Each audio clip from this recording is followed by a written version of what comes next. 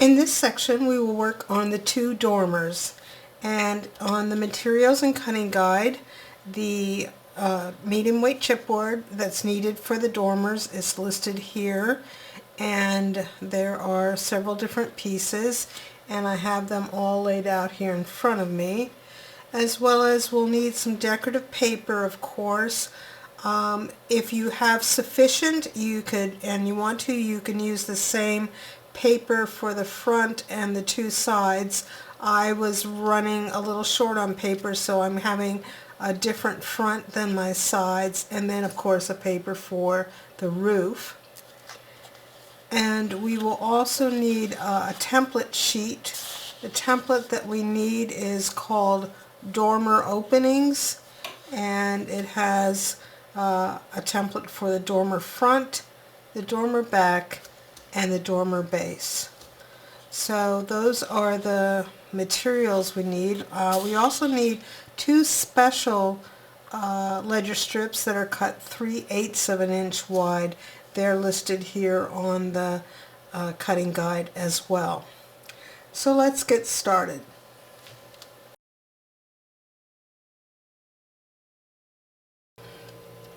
So we'll start our chipboard prep by working on the dormer fronts, and the first thing we want to do is mark a center line down the center.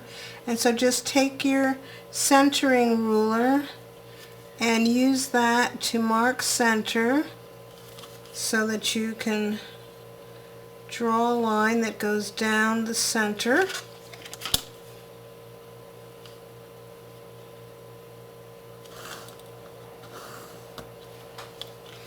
And then our template shows that for both the front and the back we need to cut this angle. So if we measure down 1 5/8 inches from the top, and I'll just use my gridded mat here and find 1 5/8 inches and mark those 2 points. So now I'll be able to connect that center top with each of those points to cut these two ridge lines. And then the other thing we want to do on the front is to cut a circle opening that is 1 1/2 inches in diameter, and the bottom of that circle is 1 1/8 inches from the bottom. So I'm going to mark that 1 1/8 inches from the bottom, again using my gridded mat here. So there's my 1 1/8 inches, and then I can just take my circle template and find 1 1/2 inches, and it has some tick marks here that I can line up the center, and I'll just draw that circle.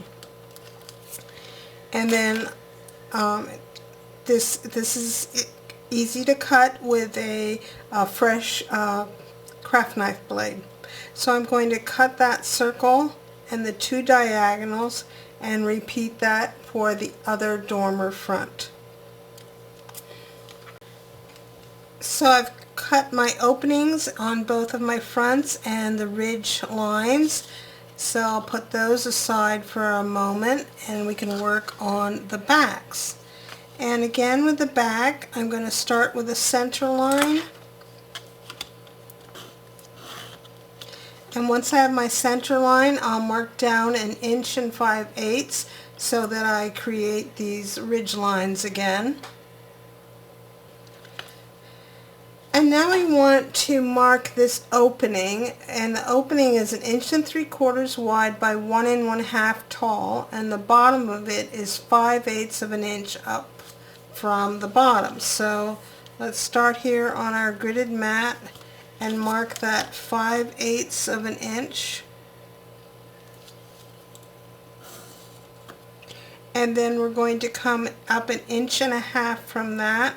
So from the bottom that would be 2 1/8 inches,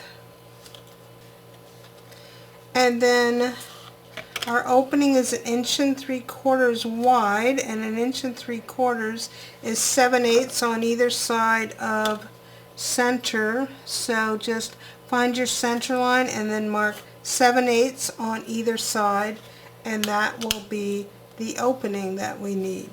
So I'll make those cuts on both of my backs.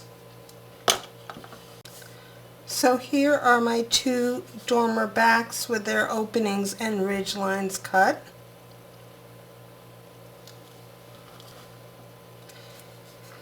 The next piece we need to cut is the dormer base, and we'll again cut two of these, and we're just cutting out a 3/8 inch kind of a frame here to create this opening here in the middle of the base. So just draw lines in at 3/8 inch on all four sides and cut that opening. So here are the two dormer base pieces. I'll just set those aside up here. And then finally we need to do a little cutting on the roofs. There isn't a template for this because it's pretty straightforward.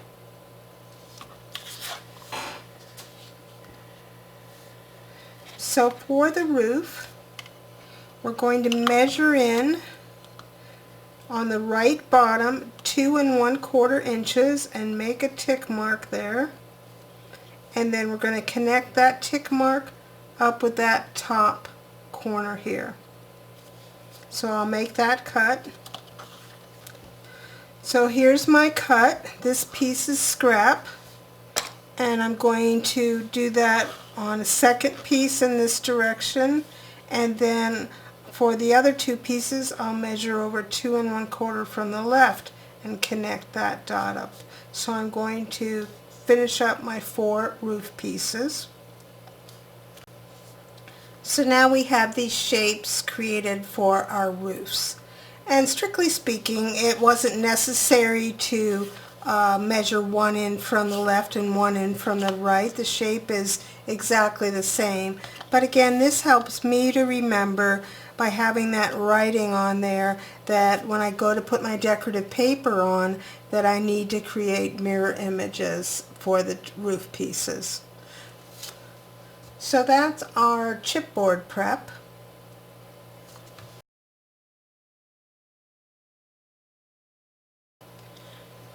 Now we're ready to prep our decorative paper, and this is the paper I've selected to use for the fronts of the dormers, and the shapes get cut on exactly on their edges for the sides and the roof line, but we're going to add 3/8 of an inch to the bottom because with these dormers we need to wrap on the bottom. So I'm just going to use my ruler to mark that 3/8 of an inch, and then I'll cut out two pieces that are shaped, and I'll probably try to keep this paper kind of symmetrical, but that's not absolutely necessary, of course. So I'll cut those two shapes. And now that I have my two shapes cut out, I will use some temporary adhesive and attach them, aligning the ridge lines so that I have some excess down here at the bottom, and cut out the openings on both. And just in case my pieces are not exactly the same, I'm numbering them on the inside so that I make sure I match up this piece of pattern paper with this dormer front, and I put a number 1 on these two. Now for the dormer sides, this is the paper I've selected, and again we want to cut these 3/8 of an inch longer, but they will be the same size left to right. So you can either measure or just cut out your 4 pieces like so. So I'll get those pieces cut next. Now we need to score those 3/8 on both these sides and our fronts, so I'll just bring them onto my scoreboard, and I will score all the sides at 3/8, and then I'll do the same thing up here with the dormer fronts, and so I'll make those 3/8 inch scores. Now, usually when we've been doing our decorative paper, we've just been prepping it and not permanently attaching it. But for these dormer roofs, we could go ahead and permanently attach it as we're cutting it out. So I've gone ahead and I've prepped my 4 roof pieces with some score tape, and of course I made sure that I have 2 opposite sets here. And this is the paper that I've chosen to do my roofs in, and it is directional, so I want to make sure that I keep the bottoms of my roof pieces all oriented the same way. And I'm going to flip this over, and then I will just try to maximize my space by arranging these however I can to get the best use out of my paper here. So I'll attach those down and then I'll cut them out exactly on their edges. So I've cut out my pattern paper with my roof pieces, and it's permanently attached, and then I inked all of the edges. And then here I've already done this. I'm just using one of my joining strips, butting the 2 edges up together and putting a joining strip right there on the top and giving that a good burnish. And so that then we can just put the roof pieces aside after we accomplish that. And then finally, for the sides and the fronts, we can go ahead and ink these edges and prep them with score tape on the 3/8 inch tabs here on the bottom. Just put a 1/4 inch score tape on that. So I'll get those prepped. There is no paper for the back. I don't know if I already said that or not, but the back doesn't get any paper. So I'll get those things accomplished and then I'll be back. So I've inked all my pieces, and here you can see on the back my scheme for the score tape. I have a piece on the tab. Then I just used a piece of 2 inch wide so that I could kind of go around the circle and just cut out the circle here. And I can still see my numbers on both of these, so I know which one goes with which. And then here on the sides, it's just a simple matter of putting some on the tab and then going around. So that's our prep for the decorative paper complete.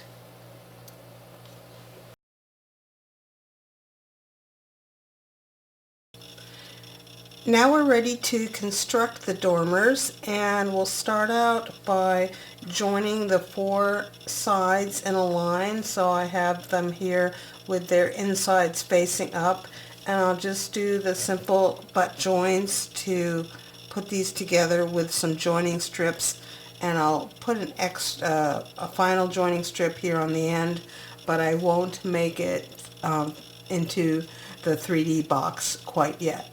So I'll do that and then I'll be back.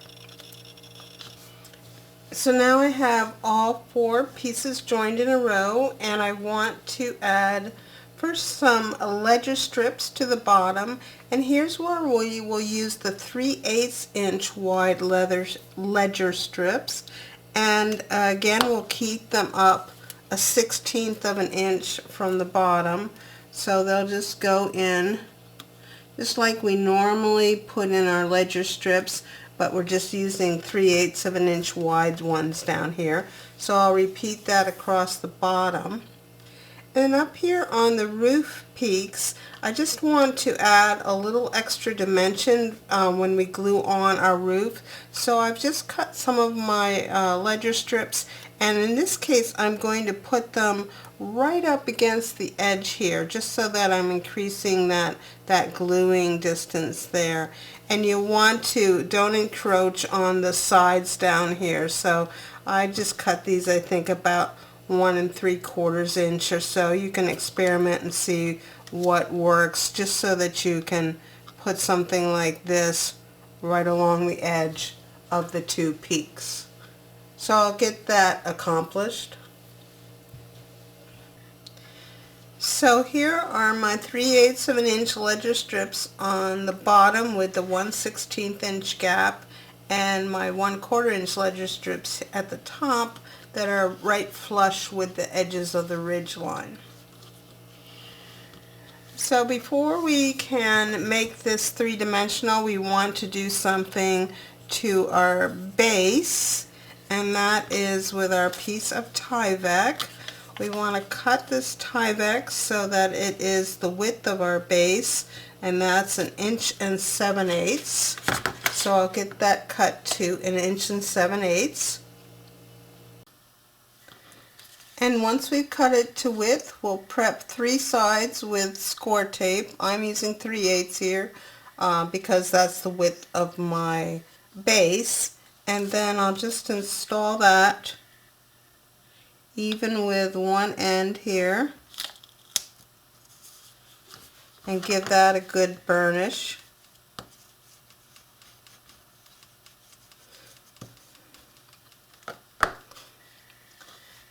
And then on our platform, we want to mark in a line that is 5/8 of an inch on each of the short ends. So 5/8 of an inch in on each of the short ends here.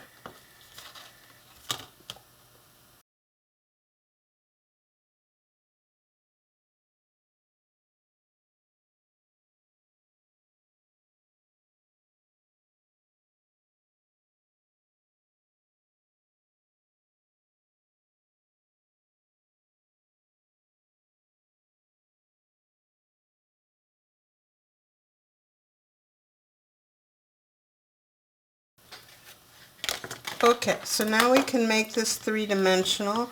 I held back this ledger strip at the bottom so that my tab could fit in here. If you didn't do that, you can just cut a notch in your tab, and we'll join this up.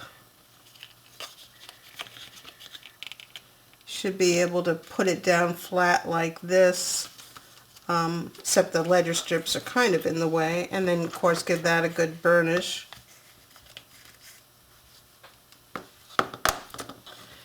And then we'll glue in our base, and our base, the Tyvek side goes on the outside, so I'll just run a bead of glue along the ledger strips here and drop in this base so that it fits in there, and give it a good squeeze so that everything stays perfectly rectangular. So I have that glued in. I put a rubber band around here to clamp it so it stays secure, and I'm just checking on my gridded mat here to make sure it's nice and square. And then we can run a bead of glue along the top of those ledger strips and drop in our platform. Make sure you put the platform with the line side up so that you'll be able to see those lines in a minute.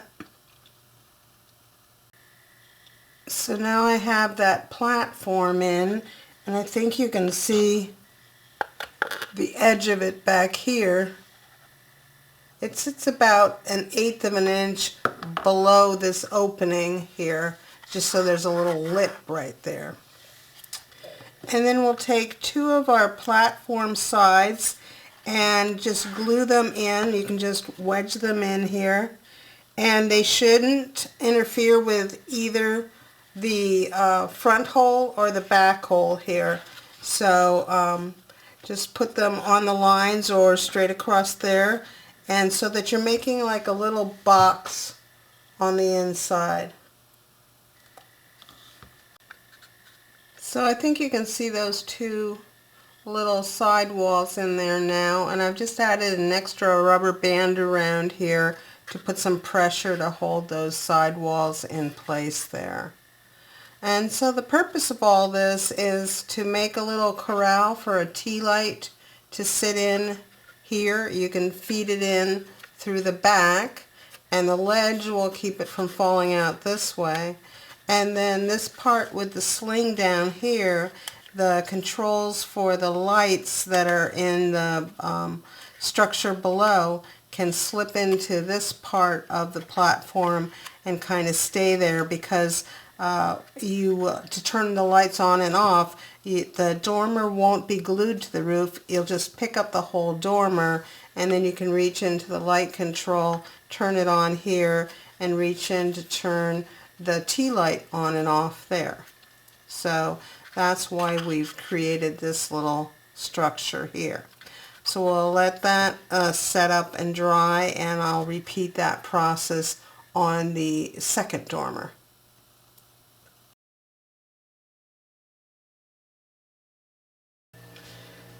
Once the glue is all set up, we'll add finishing strips on all 4 vertical edges. We don't have to add them on anywhere else.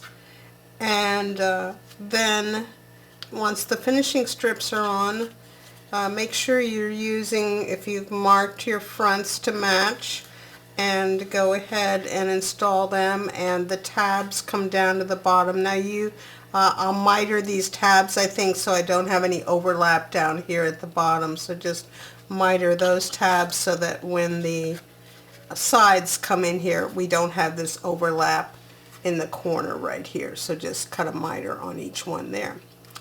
And so as soon as I've done that, I'll be back.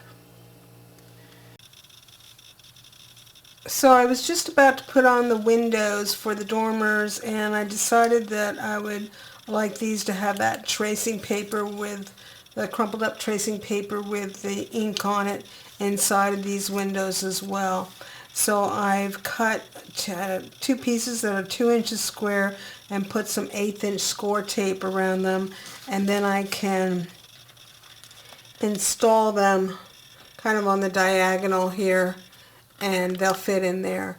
Now obviously this would have been easier to do before we made this 3D, so I'll put a note in the video to do this. So by the time you get to this point of attaching the windows, if you saw that note, you should already have the tracing paper installed. So to install the windows, I've put some little dots of glossy accents around the outside, and then I'm just taking a 1 3/4 inch circle template here, which is the size of our frames, and finding the center of that around there, and then I can use that to help me get my window placed correctly. So then you can just reach in from the inside and give that a little squeeze all around to make sure it has good contact, and allow that to dry.